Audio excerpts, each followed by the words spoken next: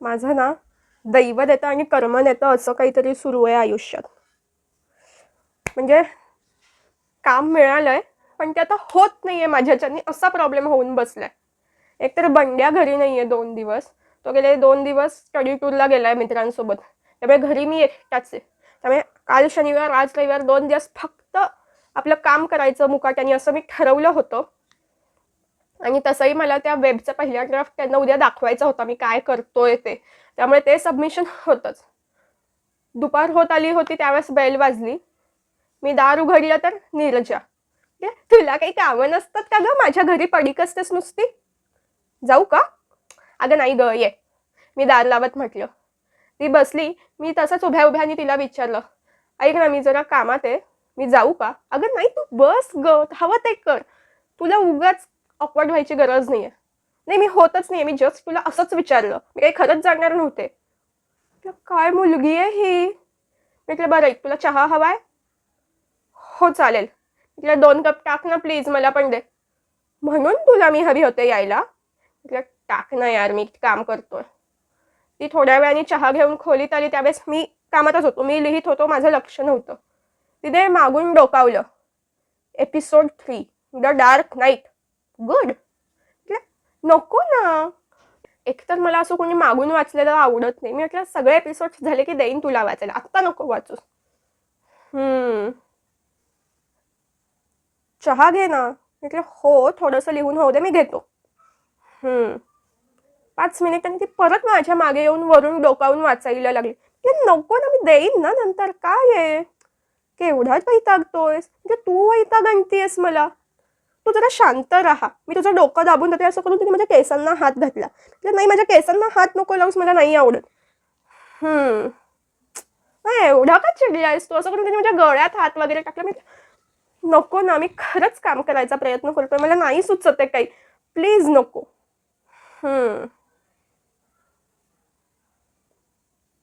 ती जाऊन बेडवर बसली. मी लिहित होतो. परत 2 मिनिटांनी, माझ्यामुळे तुला डिस्टर्ब होत आहे का, मी जाऊ का? म्हटलं अगं मी असं नाही म्हटलं, माझं फक्त म्हणणे की जरा शांत बस, तुझ्या पायी मी डिस्ट्रॅक्ट होतोय, उगाच मला काम करू दे. डिस्ट्रॅक्ट. म्हटलं हो जरा शांत राहा. ए ऐक ना. म्हटलं आत्ता काय, तुला ती गोष्ट माहिती आहे? ही एक सवय तिची मला आवडत नाही, अर्धवट वाक्य सोडून द्यायची हवेत. म्हटलं कुठली? ते आहे ना एक इतिहासात, एक ऋषी असतात, ते तपश्चर्येला बसलेले असतात. मग एक अप्सरा येते आणि ती अप्सरा त्या ऋषींना डिस्ट्रॅक्ट करते. म्हटलं हो मला माहिती आहे. ए नाव काय? मी म्हटलं नीरजा, मी ती गोष्ट नाही लिहिली आहे. अरे त्यांची नावं काय? म्हटलं ऋषींचं नाव विश्वामित्र होतं आणि अप्सरेचं नाव मेनका होतं. इंद्राने पाठवलं होतं त्यांची तपश्चर्या तोडायला. अजून काही? नाही. अजून काही? आपलं तसंच आहे ना रे. मी एकदम म्हणून विचारलं. म्हणजे मला कोणी विश्वामित्र म्हणेल असं मला वाटत नाही, कारण तसा मी साधू प्रवृत्तीचा माणूसच नाही. पण ही जर का स्वतःला मेनका समजायला लागली असेल तर दिस इज हाय अलर्ट. म्हटलं म्हणजे तू काम करतोयस, म्हणजे तू काम करायचा प्रयत्न करतोयस, तू फोकस करायचा प्रयत्न करतोयस, मी इथे आहे.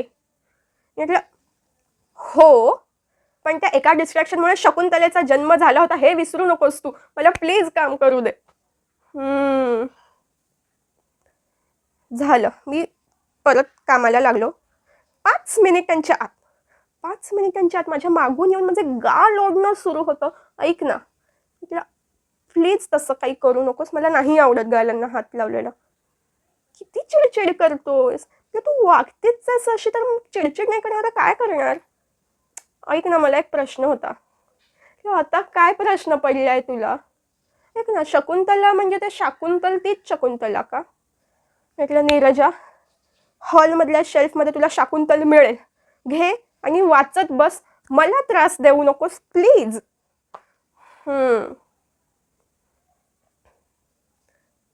शेवटी ती हॉलमध्ये जाऊन बसली. मी आतल्या खोलीत माझं लिहित होतो.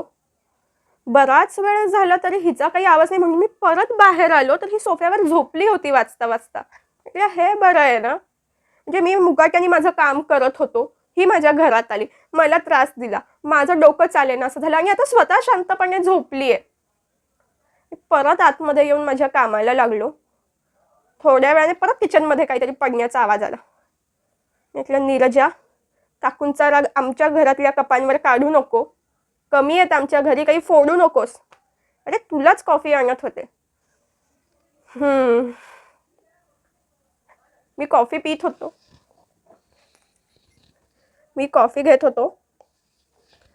असंच खुर्ची उलटी करून ती समोर बेडवर बसली होती. मी म्हटलं मग काय, मग आता काय प्लॅन?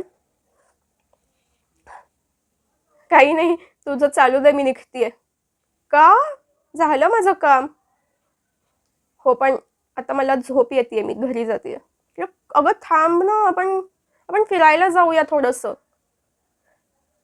तिने मला घड्याळ दाखवलं. संध्याकाळचे 7:30 झाले होते. म्हटलं हां मग. मी 12:30-1ला आले होते तुझ्याकडे. बोर होऊन शेवटी मी झोपले ते पुस्तक वाचता वाचता. आत्ता तू जर का मला म्हणत असेल तर आता माझ्यात ताकद नाहीये, मी जातीये. तू वाटल्यास अजून एक एपिसोड लिही, त्याच्या पुढचा एपिसोड लिही, त्याच्या पुढचा एपिसोड लिही. मी एवढी कॉफी संपवून निघतीये.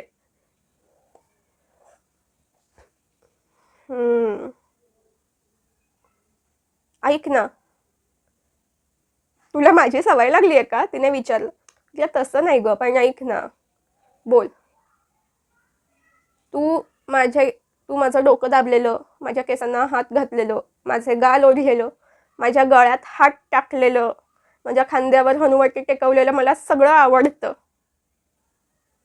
हो.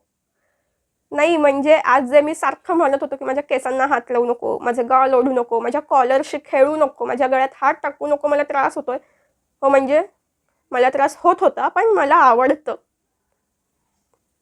हो का? तिने माझ्या गळ्यात हात टाकला पुढून. ती एकदम जवळ आणि तिने माझ्या गळ्यात हात टाकला. हो का? हो पण आत्ता तू घरी जातीयेस आणि आपण परवा भेटतोय.